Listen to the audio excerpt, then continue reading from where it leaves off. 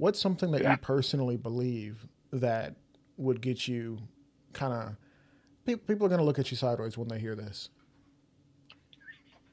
Uh, um, so my audience would love this, but when I try to explain this to like even my friends, like they're outside of the gun world, and especially when I explain this to other cops, is the Second Amendment is 100% absolute. Absolute. Yeah. If you want to change that, there is a process. It's called an amendment, and good luck getting one. It hasn't happened in what, 100 years almost or something. Mm-hmm. There's still amendments that have been, they're still waiting because you can't get two-thirds vote on them and stuff. I mean, Mm-hmm. um, and that's something that when I say that, I have, especially, non-gun people, they look at me just in shock, like, what, you think people should just be able to own nukes or what? I'm all, they'll explain to me the difference in what the Second Amendment says. Now, if you want to change that, there's a process for that. So until you change that, the Second Amendment's absolute.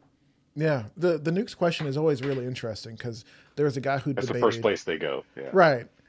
Like when Colion Noir and some guy who is a gun Yeah. owner. Um, I love that. I'm a gun owner and I think you should not have a gun. Oh, okay. I'm So a I'm a rules for hunter thee. too. Got you. Got okay, Yeah. Mr. Shotgun Hunter. Go. What are you doing? God, you're making us look bad.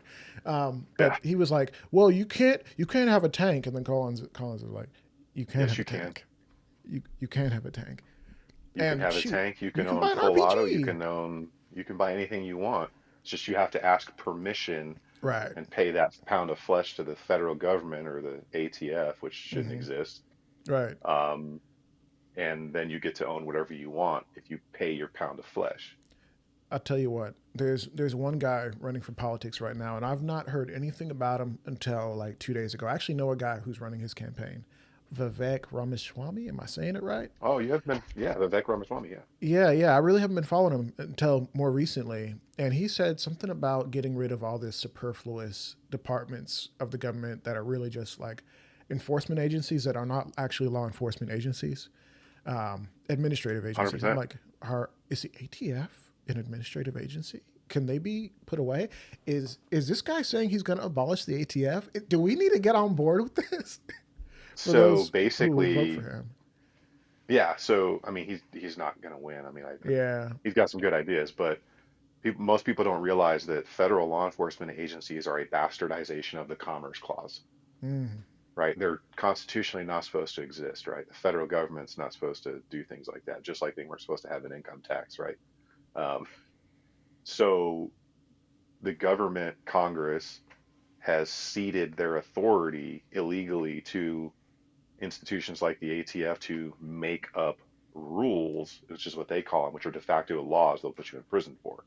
Hmm. Um, so again, there is a process for that. It's called an amendment to the Constitution. Um, and this is, I mean, I've had that very discussion with federal prosecutors. Like, how Yeah. are these agencies even existing? They're like, well, it's through the Commerce Clause, interstate commerce. That's how you can have technically these regulatory bodies, but they're not supposed to be able to make law, and that's what the Supreme Court has said with the recent rulings on the EPA and things like that. So hopefully Hmm. they'll all be stripped of their authority very soon. And whether they Which will abolish piss them a or lot of not, people off you know, because men they love will. power. Men love Yeah, power. yeah. The government's too big. It was never meant to be this big, and that's Yeah. why the founding fathers never wanted an income tax because they knew that a government that could take your money and use it against you would inevitably grow uncontrollable and take away their citizens' rights, which is what they've done for the past 100 years.